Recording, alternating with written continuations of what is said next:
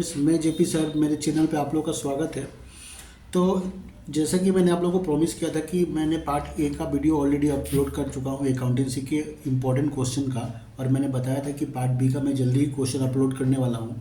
तो आज मैं पार्ट बी का क्वेश्चन मैं आप लोगों को बता रहा हूँ कि कौन कौन सा क्वेश्चन इंपॉर्टेंट जो एग्जाम में आप लोगों को पढ़ के जाना है। और ज़्यादा नहीं, मैंने 15 क्वेश्चन पार्ट ए का ऑलरेडी अपलोड कर चुका हूँ, और उम्मीद करता हूँ कि आप लोगों ने वो मेरा वीडियो देख लिया होगा, और नहीं देखा होगा तो आप लोगों ने ज़रूर से देख ले, क्योंकि वो 15 क्वेश्चन एग्जाम में के लिए वेरी वेरी इंपॉर्टेंट है।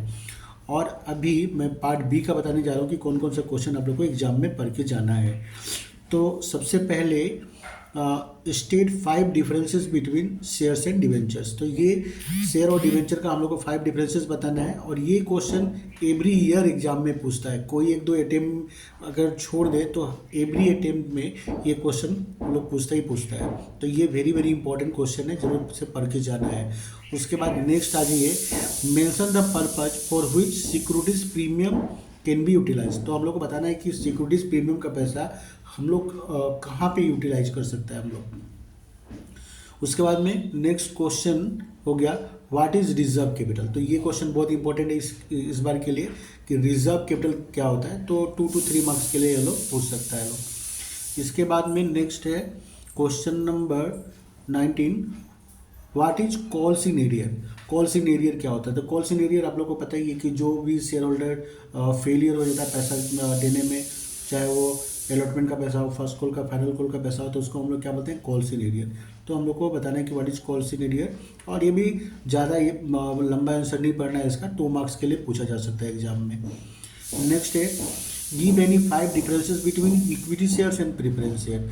तो ये भी एक बहुत ही इंपॉर्टेंट क्वेश्चन है। हम लोग को यहाँ पे बताना है कि इक्विटी शेयर और प्रेफरेंस शेयर्स में क्या डिफरेंसेस है। उसके बाद में नेक्स्ट क्वेश्चन आ गया, what do you mean by forfeiture of shares, discuss the procedure of forfeiture of shares. तो फॉरफीचर ऑफ शेयर क्या होता है और उसका हम लोग को प्रोसीजर बताना है कि जैसे कि आप लोग को पता ही है कि फॉरफीचर ऑफ शेयर क्या होता है।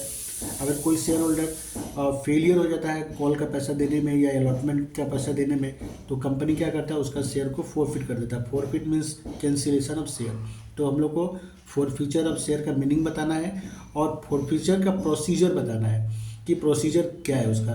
तो प्रोसीजर भी मैं एक बार शॉर्टकट में बता देता हूँ कि कंपनी क्या होता है कि एक 15 डेज का शॉर्ट नोटिस देता है जो लोग फेलियर हो गया पैसा देने के लिए, और अगर वो लोग 15 डेज में भी अपना पैसा नहीं देता है तो कंपनी वो लोग का शेयर को फॉरफिट कर देता है। और फिर शेयर फॉरफिट होने का मतलब है कि जो अभी तक वो लोग पैसा दिया था, कंपनी वो अमाउंट को भी फॉरफिट कर लेता है, वो रिटर्न नहीं करता है, और साथ में शेयर के ऊपर में भी वो लोग का कोई राइट नहीं रह जाता है। मतलब वो लोग का नाम शेयर होल्डर का लिस्ट से रिमूव कर दिया जाता है।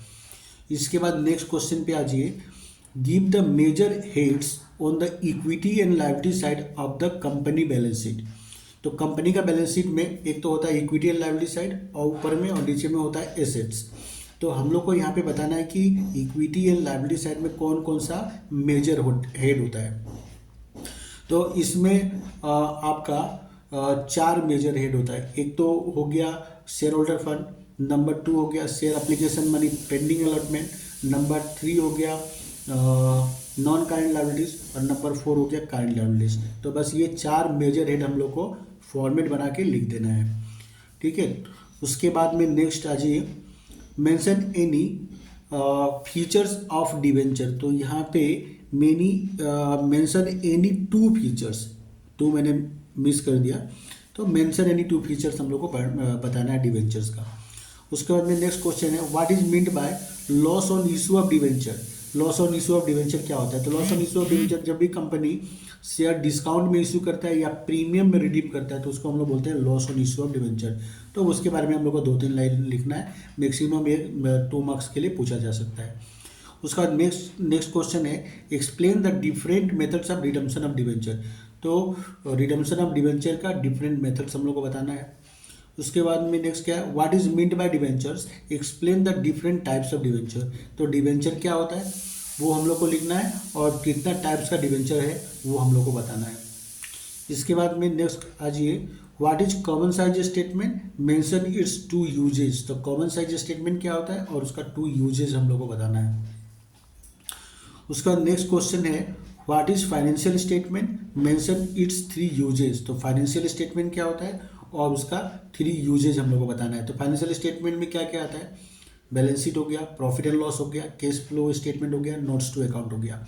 तो ये सब चीज़ आ जाता है फाइनेंशियल स्टेटमेंट में, और उसका हम लोग को 2 यूजेज और 3 यूजेज हम लोग को बताना है। इसके बाद में आ गया mention 3 uses of financial statement. अच्छा, तो मेरे हिसाब से ये रिपीट हो गया, ऊपर वाला भी सेम क्वेश्चन है, नीचे वाला भी सेम क्वेश्चन है, तो ये क्वेश्चन 29 नहीं करने से भी हो जाएगा। उसके बाद में what is meant by cash flow from financing activities. तो हम लोग को बताना है कि cash flow from financing activities क्या होता है। उसके बाद में next question, explain any 3 objectives of preparing cash flow statement. तो कैश फ्लो स्टेटमेंट का हम लोग को 3 ऑब्जेक्टिव बताना है कि क्यों कैश फ्लो स्टेटमेंट प्रिपेयर किया जाता है। तो ये क्वेश्चन मैंने काट दिया, तो इसका मतलब ये क्वेश्चन हो गया 30। 15 क्वेश्चन मैंने ऑलरेडी पहले अपलोड कर चुका हूँ पार्ट ए में, और रिमेनिंग 15 क्वेश्चन ये है। तो टोटल 30 क्वेश्चन आप लोग को पढ़ के जाना है, और मैक्सिमम आप लोग का एग्जाम में जो थ्योरी आएगा ये 30 के बीच से ही आएगा। तो इसको मिस नहीं करना है, ज़रूर से पढ़ के आना है। और मैं फिर एक बार बोल देता हूँ कि थ्योरी अगर आप लोग अच्छा से नहीं करेंगे तो एग्जाम में आप अच्छा मार्क्स स्कोर नहीं कर सकते हैं। तो theory is very very important, ठीक है। तो थ्योरी आप लोग जरूर से पढ़ें, साथ में प्रैक्टिकल भी करें, दोनों ही इम्पोर्टेंट है अच्छा मार्क्स स्कोर करने के लिए, ठीक है। तो मिलते हैं हम लोग नेक्स्ट वीडियो में, तब तक के लिए बाय बाय।